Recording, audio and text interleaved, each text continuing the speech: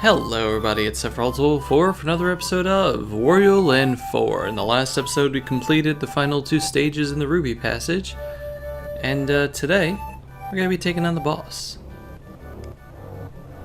You know, a lot of these music tracks get weird only after like a minute.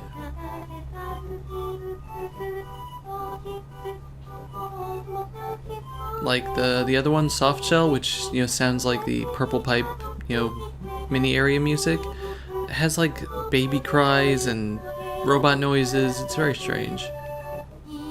Yeah, I highly recommend just giving these a listen until they stop themselves. When the track runs out.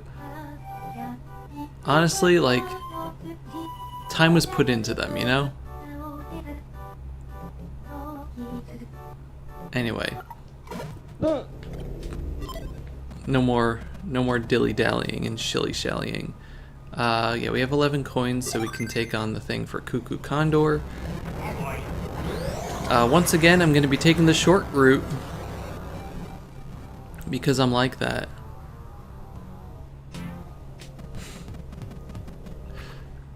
But yeah, I believe Cuckoo Condor requires the big fist.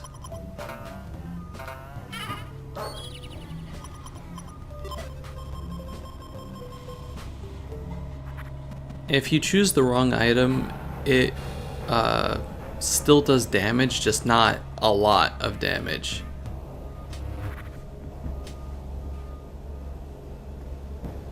Anyway, Cuckoo Condor is really, really strange. It's got a lot of attack patterns which we just won't see.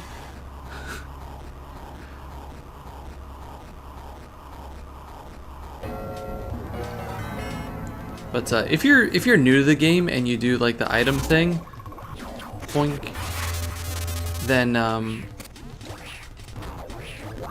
anyway, he's dead. If you're new to the game and you do the item thing and you don't understand the attack patterns, you actually might be worse off that way. So just to explain Cuckoo Condor while we're watching this, his first stage when he's inside the cuckoo clock, you have to run past that little grabby thing, and then when it, the little clamp, and when it comes down, you smash into it, and it hits him in the head. And sometimes he has like a thing that shoots saws down onto the ground that run along the ground. Sometimes he has electricity that does the same thing. Those all are just to hurt you. Once you've done enough damage, it destroys the clock, and then he's the condor half that you saw there, and that is shoots out little eggs, and you have to stand behind his butt, or her butt, I guess. You have to stand behind her butt and pick up the eggs as they fall out before they hit the ground, and then toss the eggs onto the little baby on its head. If the eggs hit the floor, then they turn into like little explosive ducks or something that you can destroy, you can run into to get rid of, or they explode and they can hurt you. So just be careful. Anyway, we are 3 minutes into this video again, which means it's more minigame time. If you're just here for the boss, you can tune out now. But I gotta get more coins for the next boss.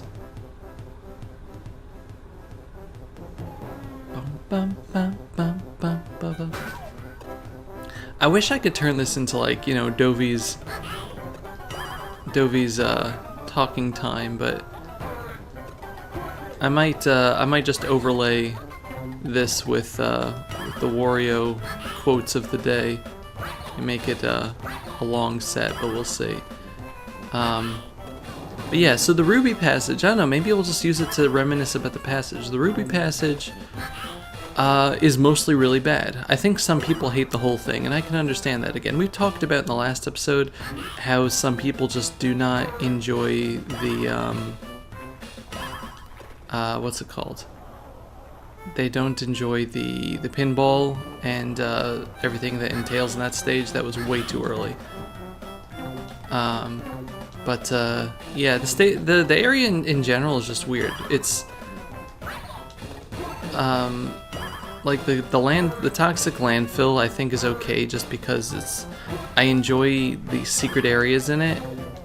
The ambiance of the Ruby Passage is all like, I don't know, garbage, and I don't really enjoy that, because I think this game is better when it's brighter.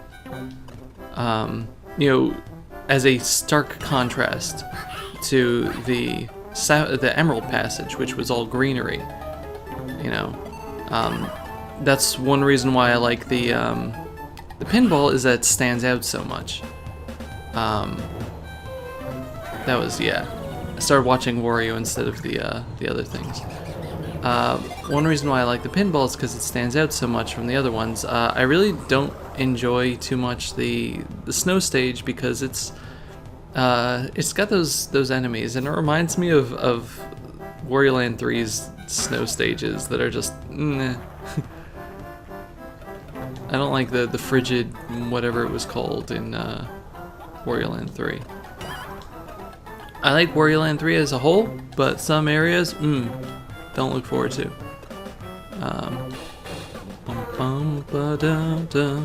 And the factory is okay, because I think it's cool using the flat Wario for like a bunch of different purposes. But the heck was that sound? That wasn't in the game, I think. Hope not.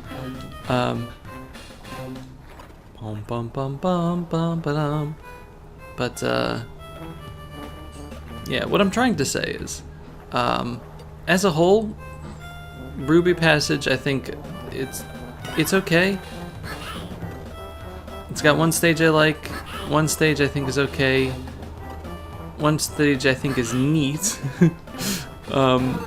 and one stage I don't really enjoy, except for like a few things.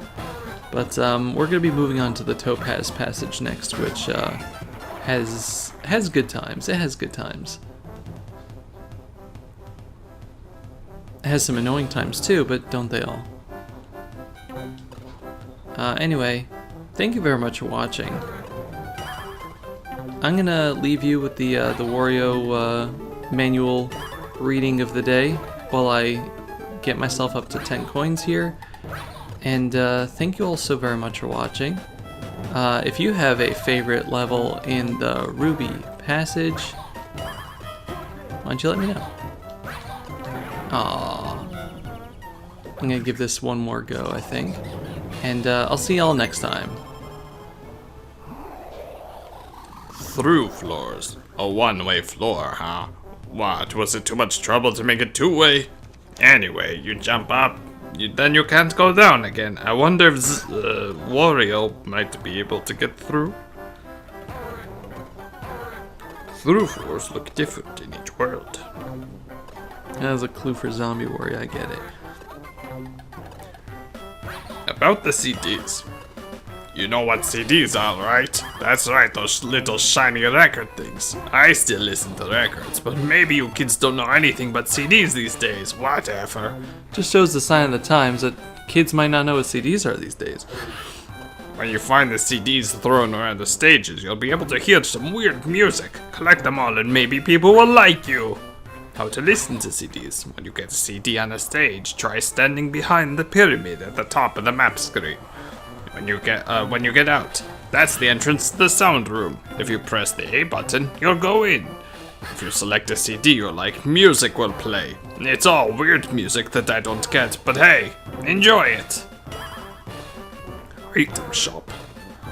You thought you could just find items? The world doesn't work that way, kid.